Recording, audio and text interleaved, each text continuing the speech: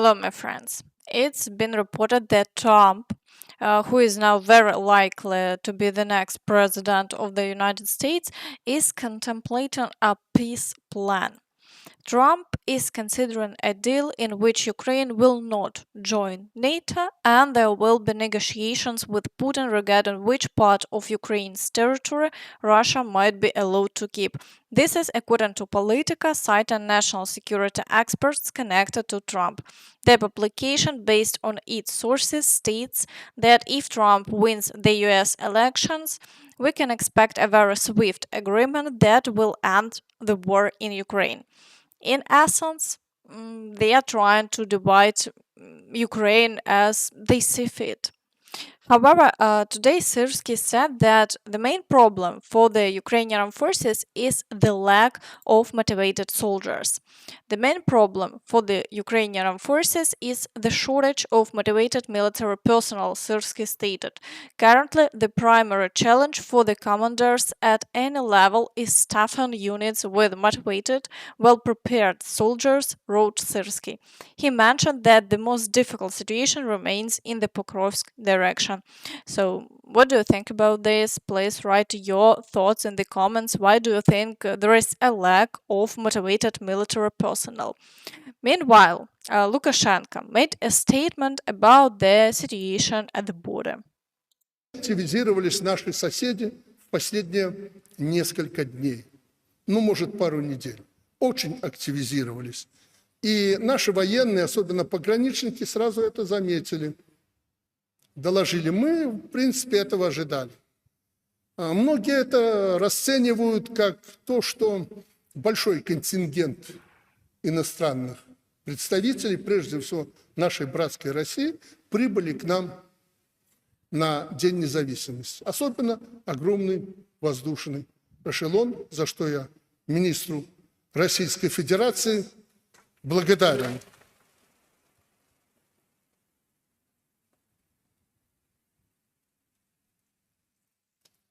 Но мы ни в коем случае не должны допустить никакой эскалации и никакого обострения. Я хочу, чтобы украинское руководство это услышали. Концентрация вооруженных сил, пусть даже ничего не значащая, очень опасна во время боевых действий. Очень опасно. Мы проанализировали ситуацию, прекрасно понимаем, что никакого обострения нам не нужно. Мы всегда об этом говорили.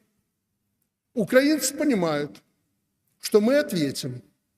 И как недавно отдельные мои друзья-журналисты в России говорили, что у Лукашенко положительный дальтонизм.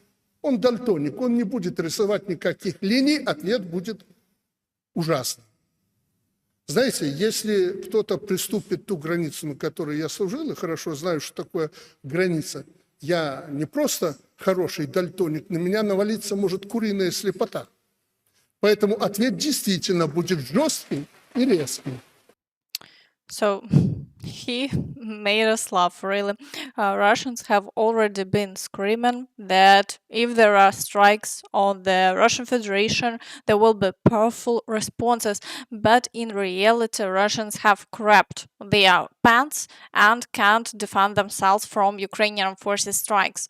And now Lukashenko is screaming, showing off what a hero he is. But when rockets start flying to Minsk, he will be the next after Medvedev and Putin to grab his pants. Then he will be telling everyone that we just need to get used to it. Overall, they have shown again that they are all talk, especially since the Belarusian army is nothing in terms of manpower. And according to statistics, the Ukrainian forces have already destroyed the Belarusian army twice over.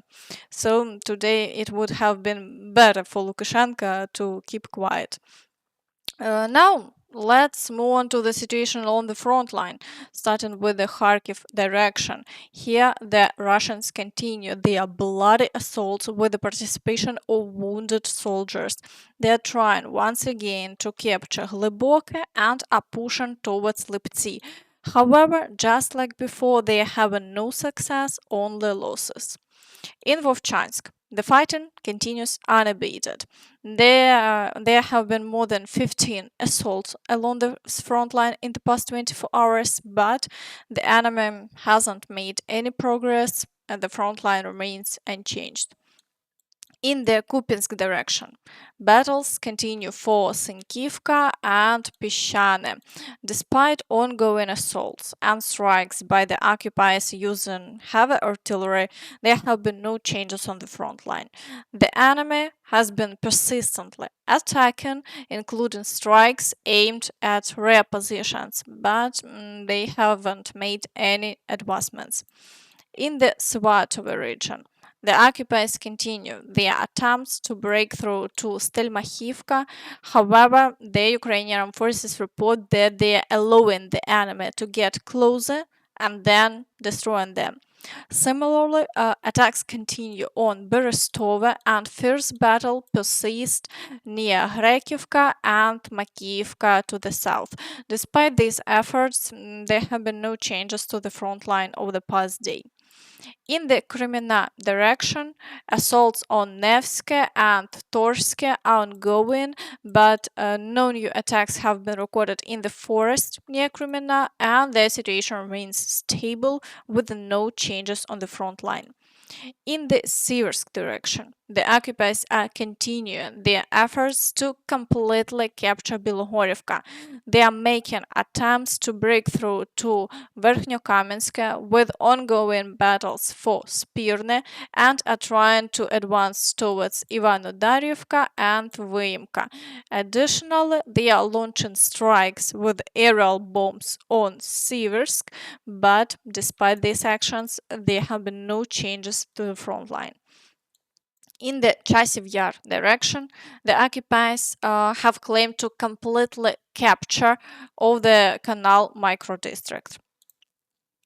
The occupiers are proclaiming the full occupation of the canal microdistrict, flaunting their flag on the westernmost building in the area. As observed, they are advancing meter by meter. However, at this pace, it will take them several years to capture Chasiv Yar. Just like before, there are no major breakthroughs on their part. In the Toretsk direction, the situation remains extremely challenging. Over the past day, there have been more than 10 assaults with fighting occurring near Pivnichne, Pivdenne, New York, and Zalizne. Despite ongoing battles, the Russians have been unable to secure new positions, so for now, the front line remains unchanged. In the Pokrovsk direction, it's hell. The Ukrainian forces describe the situation as follows. In the Pokrovsk direction, unfortunately, there are no good news, and it's very tough for my guys from the 59th Motorized Brigade, not trying to undermine the merits of other brigades, but from talking to these lads, we've come to the conclusion that it's sheer hell out there, especially with the addition of drones operating on non-standard frequencies. This is likely the most difficult situation along the entire front line right now. As can be seen, this situation is extremely complicated. The occupiers have conducted 48 assaults in the past day. This is a very high figure, and the battles continue across the entire section of the front without any let up. In the direction of Kurakhove, fighting continues for Krasnohorivka. The occupiers are attempting to break through to Georgiivka and assault Paraskoviivka and the outskirts of Konstantinivka. Also, but despite all these challenges, the Ukrainian forces are holding the line and the front line remains unchanged. In the Vuhledar direction, the occupiers are relentlessly assaulting Urozhaine. They are attempting to push past Staromaiorske, getting closer to the village of Makarivka, and conducting attacks also on Vadiane. However, for now, there are no confirmed changes along the front line. The situation in Staromaiorske is uncertain, but it appears that most of the village has indeed come under Russian control. In the Zaporizhzhia direction, the occupiers continue their attacks near Robotine, attempting to break through to Novodanilivka, Malatokmachka, and Charivne.